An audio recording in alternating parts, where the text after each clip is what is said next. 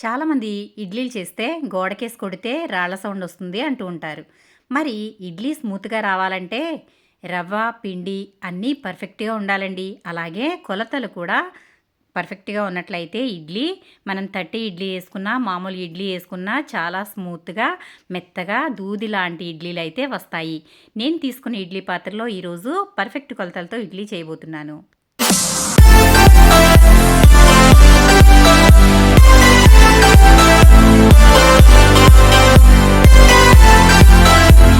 మెత్తటి దూది లాంటి ఇడ్లీల కోసం నేనైతే ముందుగా కొలతలైతే చూపిస్తున్నాను. నేనిక్కడ మినపగుళ్ళు అయితే తీసుకున్నాను. 1 గ్లాస్ మినపగుళ్ళు తీసుకున్నాను. మీరు దీని ప్లేస్‌లో పొట్టు మినపప్పు అయినా తీసుకోవచ్చు. పొట్టు మినపప్పు అయితే ఒక 4 గంటల పాటు నానబెట్టి, ఆ తర్వాత శుభ్రంగా పొట్టు పోయేలాగా కడుక్కోవాల్సి ఉంటుంది. ఇక్కడ నేను మినపగుళ్ళు తీసుకున్నాను కదా! అదే గ్లాస్‌తో ఇడ్లీ రవ్వ అయితే తీసుకుంటున్నానండి.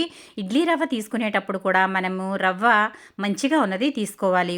కొన్ని సార్లు రవ్వ స్మూత్‌గా ఉన్నది వస్తుంది. అలాగే కొన్ని సార్లు చాలా లావుగా ఉన్న రవ్వ అయితే వస్తుంది. సన్నగా ఉన్న రవ్వ అయితే ఇడ్లీ బాగా వస్తుందని గుర్తుంచుకోండి. నేను ఇక్కడ 1 గ్లాస్ మినపగుళ్ళు తీసుకున్నాను కదా! ఆ తర్వాత 3 గ్లాసుల ఇడ్లీ రవ్వ తీసుకున్నాను. ఇప్పుడు ఈ రెండిటిని కూడా సమానంగా నానబెట్టుకోవాలి. చాలామంది పొద్దునే మినపప్పు నానబెట్టేసి సాయంత్రం వరకు నాననిస్తారు. రవ్వ మాత్రం అప్పటికప్పుడు కడిగి వెంటనే కలిపేస్తూ ఉంటారు. అలా కాదండి. కంపల్సరీగా రవ్వ కూడా పప్పుతో పాటు సమానంగా నానాలి. అప్పుడే మనకి ఇడ్లీ చాలా స్మూత్‌గా, మెత్తగా వస్తుంది. నేను 2 ఒకేసారి ఈ విధంగా కడిగేసి పక్కన పెట్టేశాను. దీనిని 4 గంటల పాటు బాగా నాననిద్దాము. నానిన తర్వాత ఇదిగోండి ఈ విధంగా అయితే మనకి రెడీ అయింది కదా! నానిన పప్పు అలాగే రవ్వ. ఇప్పుడు రవ్వని శుభ్రంగా కడిగేసి పక్కన పెట్టుకోవాలి. ఆ తర్వాత మినపప్పుని మిక్సీలో వేసుకోవాలి. మిక్సీలో వేసుకున్న, గ్రైండర్‌లో వేసుకున్న ఇడ్లీ ఒకేలాగా వస్తుంది. పప్పు రుబ్బుకునే విధానంలోనే ఉంటుందండి. అది ఎలాగో మీకు చూపిస్తాను. ఇదిగోండి ఇక్కడ నేను కడిగేసి శుభ్రంగా పప్పు అయితే తీసుకున్నాను కదా! అది మిక్సీ జార్‌లో వేస్తున్నాను. మిక్సీలో మరీ ఎక్కువగా వేసుకోకూడదు. సగం వరకు వేసుకుని, ఆ తర్వాత దీనిని చల్లటి ఐస్ వాటర్ ఉంటుంది కదండి, ఆ వాటర్ వేసి పప్పునైతే రుబ్బుకోవాలి. అలా రుబ్బుకోవడం వల్ల ఇడ్లీ చాలా స్మూత్‌గా వస్తుంది. ఇదిగోండి నేనైతే 1 గ్లాస్ తీసుకున్నాను కదా! ఆ గ్లాస్ పప్పుని ఈ విధంగా 2 సార్లుగా అయితే మిక్సీలో వేస్తున్నాను. ఇప్పుడు చల్లటి వాటర్ అయితే తీసి దీంట్లో ముందుగానే కొంచెం వాటర్ వేసేసుకుని ఆ తర్వాత మిక్సీ పట్టుకోవాలి. చూసుకుంటూ వేసుకోవాలండి వాటర్. మరీ పిండి పలచనైపోతే ఇడ్లీ సరిగా రాదు. కాబట్టి ఈ విధంగా వాటర్ చూసుకుంటూ వేసుకోవాలి. ఇప్పుడు మిక్సీ పట్టుకుందాము. ఇదిగోండి పిండి అయితే ఇలా మిక్సీ పట్టుకోవాలి. కొంచెంగా వాటర్ వేసి పిండిని ఈ విధంగా చూడండి, మిక్సీ జార్ని ఇలా కదిలించినా కూడా పిండి అయితే అలాగే ఉంది. చూసారా? చూడండి ఎంత స్మూత్‌గా పిండి అయితే రుబ్బాం కదా! ఈ విధంగా అయితే పిండిని రుబ్బుకోవాలి. ఇలా వేలుతో తీసినప్పుడు అది కిందకి జారిపోకూడదు. అలా అని మరీ గట్టిగా ఉండకూడదు. ఇప్పుడు నేనైతే పిండి అంతా కూడా మిక్సీ పట్టేసుకున్నాను. ఆ తర్వాత రవ్వని శుభ్రంగా కడిగేసి నీరు లేకుండా చక్కగా పిండేసి పెట్టుకోవాలి. ఇలా రవ్వలో నీళ్లు లేకుండా పిండుకోవడం వల్ల మనకి మినపప్పు ఎంత కొంచెం పల్చగా కలుపుకున్నా కూడా, అంటే పల్చగా రుబ్బుకున్నా కూడా మనకి రవ్వ కలిపినప్పుడు పర్ఫెక్ట్‌గా వస్తుంది. లేదంటే గనక ఇందులో వాటర్ ఉండి అలాగే పిండిలో కూడా కొంచెం పల్చనయ్యి పిండి అనేది ఇడ్లీ బ్యాటర్ అనేది సరిగా రాదండి. కాబట్టి ఈ పిండి అయితే రవ్వలో వేసేసాను. ఆ తర్వాత మిగిలింది కూడా మిక్సీ పట్టేసి అది కూడా ఇందులో వేసేస్తున్నాను. చూడండి ఈ విధంగా మనం పిండిని గిన్నెలో వేసినప్పుడు ఇలా పడాలి, రిబ్బన్ మాదిరిగా పడాలి. అలా పడితే పిండి అనేది పర్ఫెక్ట్‌గా ఉన్నట్టు. చాలామంది అంటూ ఉంటారు, గ్రైండర్‌లో వేస్తేనే ఇడ్లీ మెత్తగా వస్తుంది, మిక్సీలో వేస్తే రాళ్ళల్లా వస్తాయి అంటూ ఉంటారు. కాదండి, అది మన అపోహ మాత్రమేనండి. పిండి రుబ్బుకునేటప్పుడు ఐస్ క్యూబ్స్ కానీ లేదంటే ఐస్ వాటర్ కానీ వేసి రుబ్బుకోవడం వల్ల చక్కగా ఇడ్లీ చాలా స్మూత్‌గా వస్తుంది. మీకు ఇంకా తెలియట్లేదు అంటే గనక పిండి రుబ్బుకున్న తర్వాత వాటర్‌లో కొంచెం పిండి వేసినప్పుడు ఆ పిండి తేలాలి. అప్పుడే మనకి పిండి అనేది పర్ఫెక్ట్‌గా ఉందని. ఒక్కొక్కసారి పిండి గట్టిగా రుబ్బేస్తే కిందకి దిగిపోతుంది. అలా కాకుండా పిండి పైన తేలినట్లయితే పిండి పర్ఫెక్ట్‌గా ఉన్నట్లు. ఇప్పుడు ఈ రవ్వ, పిండి మొత్తం అంతా కూడా ఒకే దాంట్లో వేసేసి ఇలా బాగా కలిపేస్తున్నాను. చూడండి ఇలా కలిపేసి దీనిని రాత్రంతా కూడా చక్కగా పులవనివ్వాలి. అలా పులిసినప్పుడే ఇడ్లీ పర్ఫెక్ట్‌గా వస్తుంది. కనీసం ఈ పిండి 8 గంటల పాటు పులియబెట్టాలి. అప్పుడే ఇడ్లీ చాలా బాగా వస్తుంది. ఇదిగోండి ఇలా అంతా కూడా కలిపేశాను. నేను సాల్ట్ అయితే ఇప్పుడు కలపనండి. ఇడ్లీ వేసుకునేటప్పుడు మాత్రమే నేను సాల్ట్ అయితే కలుపుతాను. నైట్ అయితే ఇదిగోండి పిండి ఇలాగా చక్కగా రెడీ చేసేసి నిండా ఉంది కాబట్టి 2 గిన్నెల్లోకి దీనిని సెపరేట్ చేసేసి పెట్టేసుకోవాలి. అలా పెట్టుకుంటే చక్కగా పిండి ఒకవేళ పొంగినా కూడా కిందకైతే పడిపోకుండా ఉంటుందండి. ముందుగా పిండి అయితే రవ్వ, పిండి మొత్తం మొత్తం అంతా కూడా బాగా కలిసేలాగా కలుపుకోవాలి. ఆ తర్వాత పిండి మనకి 3 వంతుల వరకు ఉంది కదా గిన్నెలో. ఇప్పుడు దీనిని 2 భాగాలుగా చేసుకోవాలి. ఎందుకంటే పిండి పొంగితే మొత్తం కిందంతా పడిపోతుందండి. కాబట్టి మనకి రేపటికి ఎంత కావాలో అంత అయితే తీసి పక్కన పెట్టుకోవాలి. ఆ తర్వాత చూడండి ఒకసారి పిండి ఎంత బాగుంది కదా, ఇలా ఉండాలి పిండి. ఇంతకన్నా పలుచగా ఉంటే పిండి మరి ఇడ్లీ బాగోదండి. కాబట్టి అలా అని గట్టిగా కూడా ఉండకూడదు. గట్టిగా ఉంటే ఇడ్లీ స్మూత్గా రాదు. కాబట్టి చూడండి ఇదిగోండి పిండి అయితే ఇంత ఉంది కదా, ఇది పొంగిపోతుంది. కాబట్టి దీనిని ఇప్పుడు 2 గిన్నెల్లో సపరేట్ అయితే చేసేద్దాం. నేను మార్నింగ్కి సరిపడా తీసి మిగిలిందైతే ఫ్రిడ్జ్లో పెట్టేస్తానండి. మార్నింగ్ పొంగే వరకు ఉంచను. ఇదిగోండి ఈ విధంగా 2 భాగాలుగా చేశాను. ఒక భాగం అయితే ఫ్రిడ్జ్లో పెట్టేస్తాను ఇప్పుడే. ఇంకొకటైతే ఇలాగే బయట వదిలేస్తాను. బయట ఉంచేయడం వల్ల పిండి అనేది చక్కగా పొంగుతుంది. ఆ తర్వాత మిగిలిన పిండిని ఫ్రిడ్జ్లో పెడతాం కదా, దానిని అయితే నేను మళ్ళీ ఇంకొకసారి ఇడ్లీకి కానీ లేదంటే కనుక అట్ల కోసం కానీ ఉపయోగిస్తాను. చూసారు కదండి, ఈ విధంగా అయితే నైట్ అంతా కూడా దీనిని మూత పెట్టేసి బయట వదిలేద్దాం. ఇదిగోండి పిండి అయితే తెల్లారిన తర్వాత ఈ విధంగా పులిసింది. ఇప్పుడు దీంట్లో సాల్ట్ అయితే వేసుకుందాం. నేను ఇక్కడ 1.5 స్పూన్ అయితే సాల్ట్ వేస్తున్నాను. పర్ఫెక్ట్గా సరిపోతుంది. ఇప్పుడు దీనిని బాగా కలుపుకోవాలి. చక్కగా ఎంత బాగా ఉందో చూడండి పిండి. ఇప్పుడు గరిటె పెట్టి పిండిని ఇలా కలుపుకోవాలి. చూసారు కదా, కలుపుతుంటే పిండి ఎలా ఉందో చూడండి ఒకసారి. చక్కగా పులిసి పిండి అయితే పర్ఫెక్ట్గా తయారైంది. మీకు మినపగుళ్ళు నచ్చకపోతే పొట్టు మినపప్పు అయినా వాడుకోవచ్చండి. నేనైతే ఇడ్లీకి పొట్టు మినపప్పు వాడతాను, అలాగే దోశలకి మినపగుళ్ళు వాడతానండి. ఎందుకంటే ఇడ్లీకి పొట్టు మినపప్పు అయితే చాలా టేస్టీగా ఉంటుంది. మనం మిక్సీలో రుబ్బినా కూడా గ్రైండర్లో రుబ్బినట్టు పిండి అయితే చక్కగా పొంగుతుంది. కాబట్టి ఇదిగోండి నేనైతే ఇప్పుడు మీకు చూపించడం కోసం మినపగుళ్ళనే వాడాను. ఆ తర్వాత ఇప్పుడు ఇడ్లీ రేకులు తీసుకుందాం. నేను తీసుకున్న ఇడ్లీ పాత్ర ఇదేనండి, ఇండస్ వ్యాలీలో తీసుకున్నాను. దీని లింక్ కావాలంటే కనుక కమెంట్ సెక్షన్లో లింక్ అని పెట్టండి, నేను మీకు లింక్ అయితే ప్రొవైడ్ చేస్తాను. చూసారు కదా, చాలా బాగుందండి ఇడ్లీ పాత్ర అయితే మాత్రం.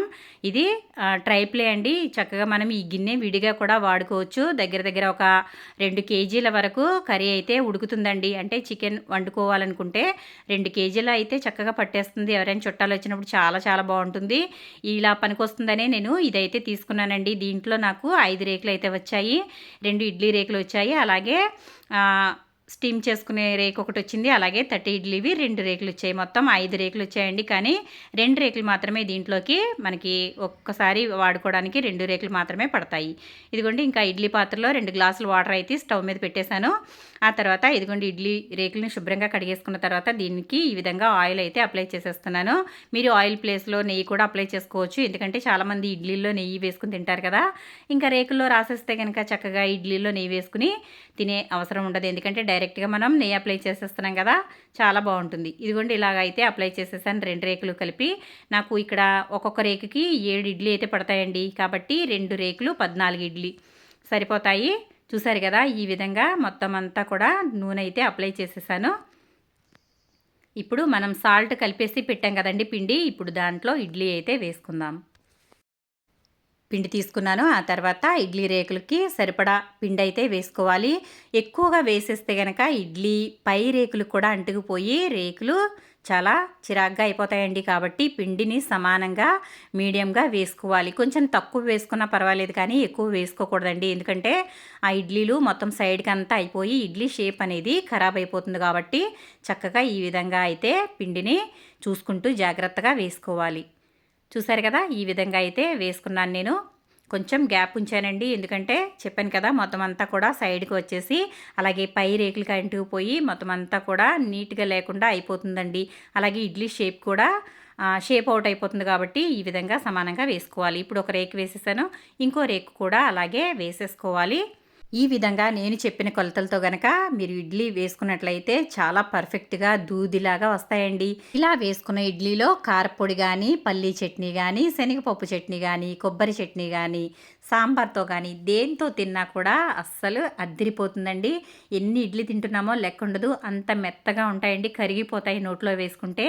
నేను చెప్పిన కొలతలతో గనక మీరు తప్పకుండా ట్రై చేయండి.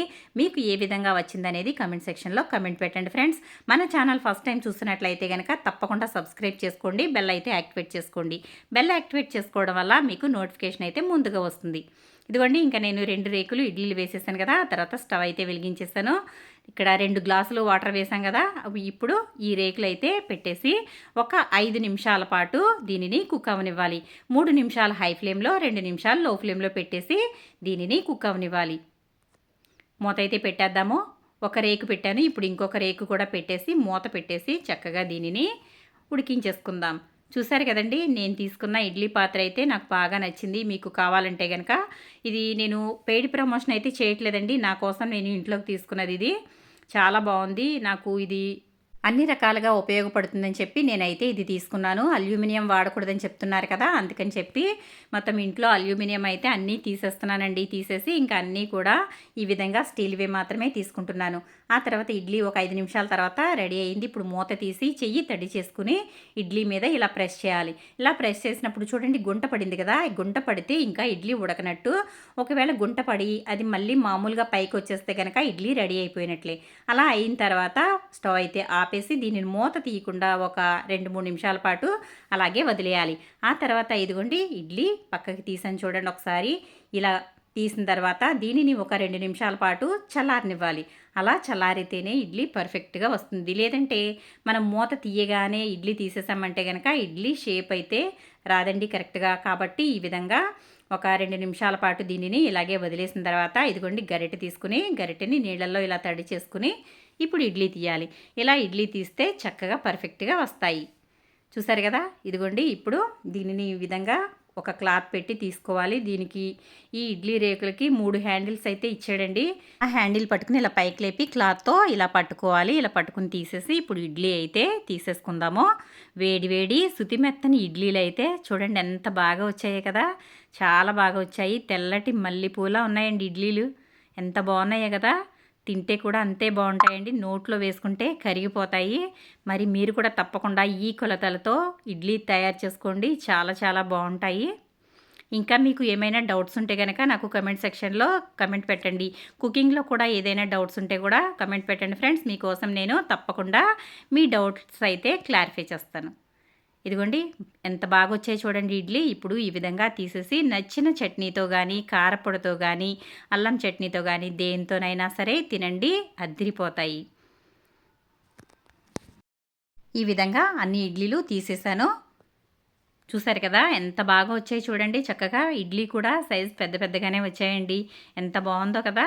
మరి ఇదే మాదిరిగా మీరు కూడా ట్రై చేయండి. ఇప్పుడు తట్టె ఇడ్లీ కూడా వేస్తాను. అందులోనే తట్టె ఇడ్లీకి ఈ విధంగా రేకిచ్చాడని చెప్పాను కదా, ఇప్పుడు దీంట్లో కొంచెం అయితే ఆయిల్ అప్లై చేసేసాను. తర్వాత పిండిని ఇలా వేసేసుకోవాలి. మనకి ఎంత లావు అయితే కావాలో అంత లావు వేసేసి ఇది ఆవిరి మీద ఒక 5 నిమిషాల పాటు కుక్ అవనిచ్చేస్తే తట్టె ఇడ్లీ కూడా రెడీ అయిపోతుంది. నాకు మామూలు ఇడ్లీ కన్నా ఈ తట్టె ఇడ్లీ ప్లేట్ అయితే చాలా బాగా నచ్చిందండి. చక్కగా పిల్లలకైతే ఈ విధంగా చక్కగా ముక్కలుగా కట్ చేసి షేప్స్ భలే ఉంటాయి కదండి, ట్రయాంగిల్ షేప్స్ అలాగే స్క్వేర్ షేప్స్ అన్నీ తయారు చేసి చక్కగా కట్ చేసిస్తే పిల్లలు కూడా చాలా ఇష్టంగా తింటారు. ఈ విధంగా మొత్తం అంతా కూడా వేసేసాను. మామూలు ఇడ్లీ కన్నా ఈ తట్టె ఇడ్లీ ఒక్కటి వేసుకుంటే చాలండి, చక్కగా 2-3 తినేయచ్చు. ఎంత బాగా ఉందంటే అంత బాగా ఉంది, నాకు ఇది బాగా నచ్చింది. ఇప్పుడు మన ఇడ్లీ చూద్దాం చూడండి ఒకసారి, ఎంత బాగా వచ్చాయి చూడండి. అసలు మెత్తగా ఉన్నాయండి, దూదిలాగా ఉన్నాయి, ఎంత స్మూత్గా వచ్చాయో చూసారు కదా. చాలా చాలా బాగున్నాయి, నోట్లో వేసుకుంటే కరిగిపోయేలాగా ఉన్నాయండి, వెన్నలాగా ఉన్నాయంటే నమ్ముతారా.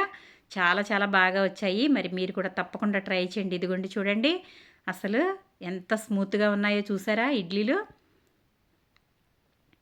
ఇప్పుడు తట్టె ఇడ్లీ కూడా రెడీ అయిపోయింది. దీనిని ఈ విధంగా ముక్కలుగా కట్ చేసేస్తున్నాను. ఇలా కట్ చేసి పిల్లలకి ఇచ్చారనుకోండి చక్కగా తినేస్తారు లంచ్ బాక్స్లోకి, అలాగే చిన్నపిల్లలకి ఇంట్రెస్టింగ్గా ఉంటుంది. ఇలా అన్ని రకాలుగా పనికొస్తుంది. చూసారు కదండి, ఈ విధంగా అయితే నేను కట్ చేశాను. ఇలా కట్ చేసిన తర్వాత ఈ విధంగా ఒకసారి చాకుతో ఇలా అంటే పైకి వచ్చేస్తుంది ఇడ్లీ. ఇదిగోండి ప్లేట్లోకి అయితే తీసేసాను. చాలా చాలా బాగుంది కదా. మరి మీరు కూడా తప్పకుండా ట్రై చేయండి. ఇంకా ఇదిగోండి ఎంత బాగా వచ్చిందంటే మనం పిండి కూడా కొలతల ప్రకారం వేసాం కదా, కాబట్టి పిండి అయితే పర్ఫెక్ట్గా ఉంది. ఇడ్లీ కూడా చాలా స్మూత్గా వచ్చింది. తట్టె ఇడ్లీ కూడా చాలా శుతిమెత్తగా ఉందండి. ఇదిగోండి ఇలా అంటే చాలు విరిగిపోతుంది. ఇదిగోండి ఎంత మెత్తగా ఉందో చూసారు కదా.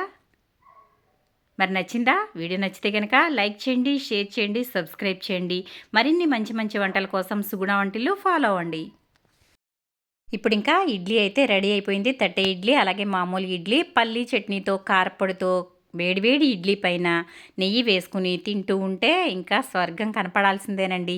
దోశలు కానీ ఇడ్లీలు కానీ పర్ఫెక్ట్ కొలతలతో చేసుకుంటే చాలా స్మూత్గా వస్తాయి, పర్ఫెక్ట్గా వస్తాయి. మరి వీడియో నచ్చింది కదా? నచ్చితే కనుక లైక్ చేయండి, షేర్ చేయండి, సబ్స్క్రైబ్ చేయండి. మన ఛానల్ ఫస్ట్ టైం చూస్తున్న వాళ్ళైతే తప్పకుండా సబ్స్క్రైబ్ చేసుకొని బెల్ అనేది యాక్టివేట్ చేయండి. మరి వీడియో నచ్చితే లైక్ చేయండి, షేర్ చేయండి, సబ్స్క్రైబ్ చేయండి.